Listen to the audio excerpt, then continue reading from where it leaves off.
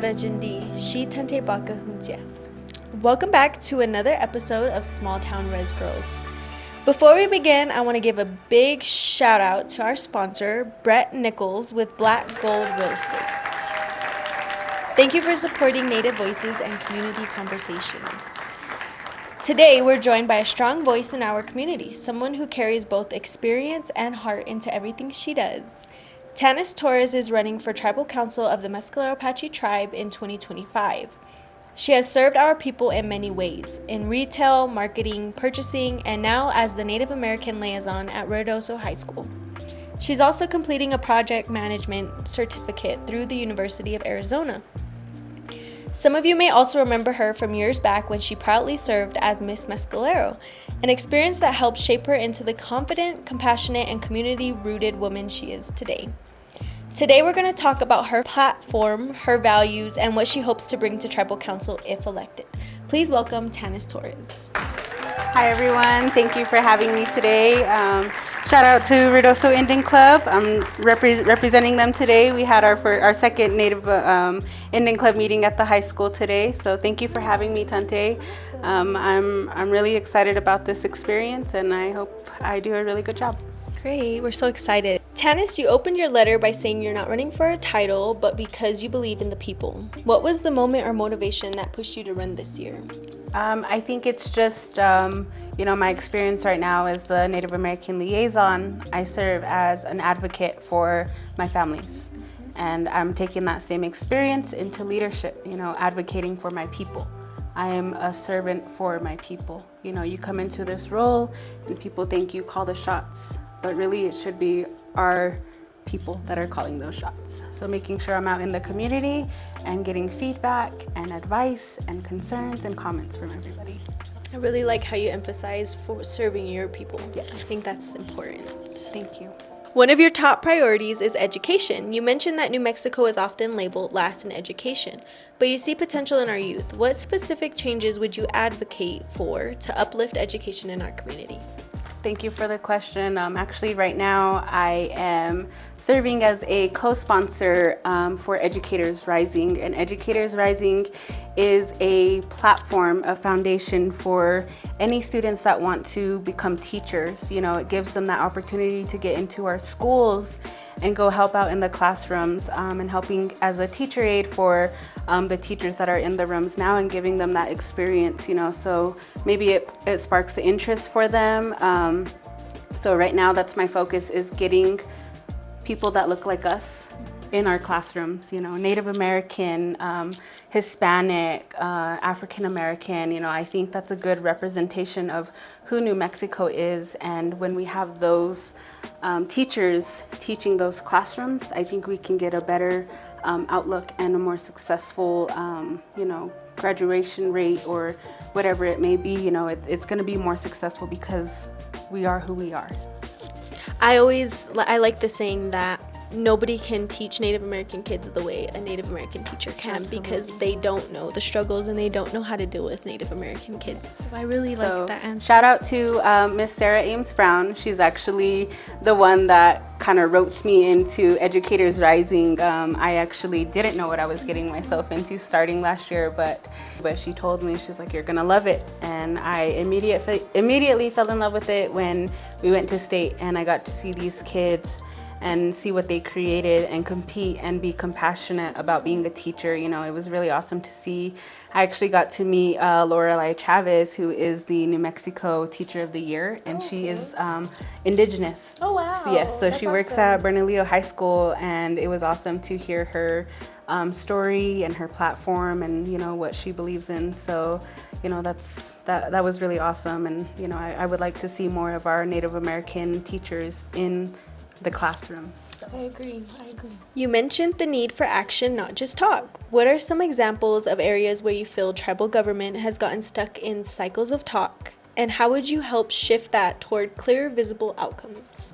That's a really good question. I believe it starts when they are campaigning. They like to make promises. They like to say that they're going to be out in the community, and when we do see them, sometimes it's just a hype. get more personal. These are the people that you're serving, so ask for their concerns, ask for anything that is troubling them. That's what you're there for. So I think that just being more a learner, being a learner of who you're serving, being out there in the community and asking them these questions, and then giving them feedback, going back to the table, going back to your leaders and telling them these things, and they can tell you, oh, we haven't done this because of these things. Sometimes that's all it is they want to know why that they can't, certain things can't happen. So just making sure that they're following through with that and taking action. Affordability and rising costs are real struggles for many families. What ideas do you have to create a more affordable future, especially in terms of housing, food, and childcare? Maybe creating an assessments, like a needs assessments for our community, because how do we know what they need? Maybe we can do an assessment for our elders versus our kids versus our families. I think that when we have those assessments, it's easier to see what our people need. So we're not spending a lot of time on giving away food boxes. Sometimes I see that we have a lot of food left over from those food drives, and I think maybe if those can be sent to the schools, reach them at the school. Sometimes parents don't have enough time in the day to make it during the day to go get food. So I think just creating a needs assessment for our community, I think would be a really good outreach for everyone. I like that answer. You talked about working with local and state partners to improve healthcare access. What do you think is currently missing in our healthcare system, and how would you help bridge those gaps? I think right now, while we're in the month of suicide prevention, our behavioral health resources are very limited. We have one that is at IHS right now, and sometimes, the feedback that I hear from it is, that they're limited to the amount of sessions that they can have there. And I think if it is a need, so I think we need to cater to that and make sure that we have the resources for our people. At Ruidoso schools, they have the student-based health center, and they have one counselor available there, but that's just for the students. I think creating somebody at the schools for our youth, and then somebody that goes in and checks on our elderly people, with our elderly program, making sure that everybody is taken care of. And mental health is a really big issue, and I think everybody from our reservation in one way or another is affected by it. So I think behavioral health is a really big issue right now. Transparency and trust are big themes in your letter. What will open lines of communication look like if you're elected? And how would you keep the community informed on council decisions? Where there's a will, there's a way. So you just got to find what that is and stick with it and be consistent. I do this at the high school with my students to keep my families informed, because I know students don't go back and tell their parents what's happening. So I create a newsletter about future events, about things that we've done within the past month, and just keeping our families more involved that way. So I think creating a newsletter and sending that out, and I know that there is a boundary that we have to keep between, confidentiality, but, like I said, where there is a will, there is a way, and we need to make sure that the people that we're serving know why we're making the choices that we're making. So I think opening lines that way, it can be a letter that's sent out in Apache Scout, something that's posted on our tribal website.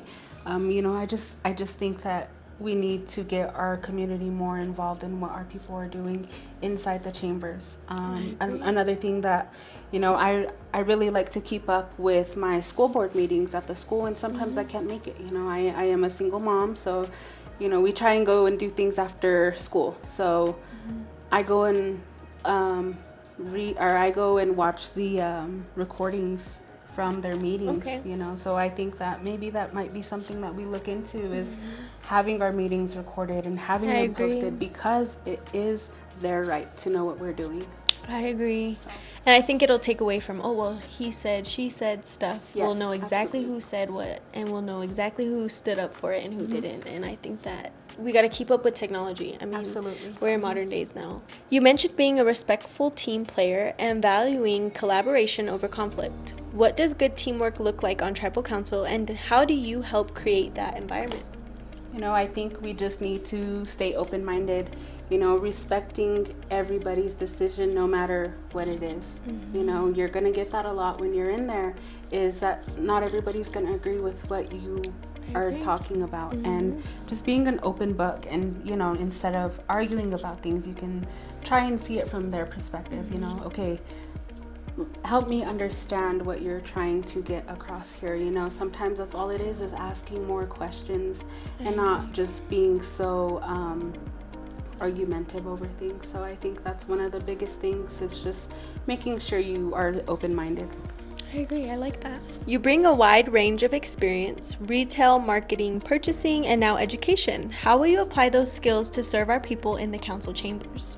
I think a lot of that builds up to leadership.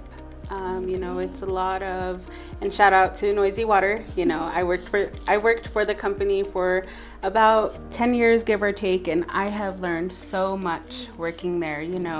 Communication, just working with others, being a team player, and Jasper Riddle, he has a really big mission and goal, and he is very goal oriented. So I take a lot of that whenever I go in workplaces.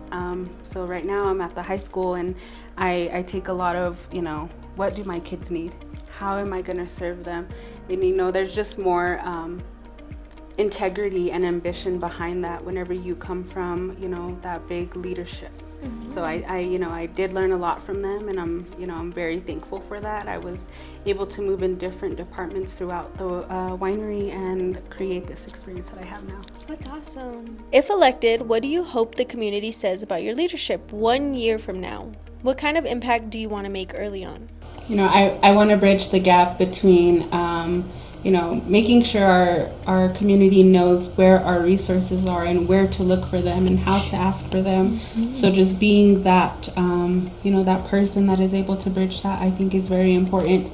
There's a lot of people that don't know where to find things and how to navigate our website. And I think just being there and just being an open book and showing them, I can help you. I'm here to help you. I'm here to, just be a open door at the end of the day. So I don't think I know how to use the website either. I went to the website the other day and I was like, I don't know where to go. There's too many buttons. Yeah.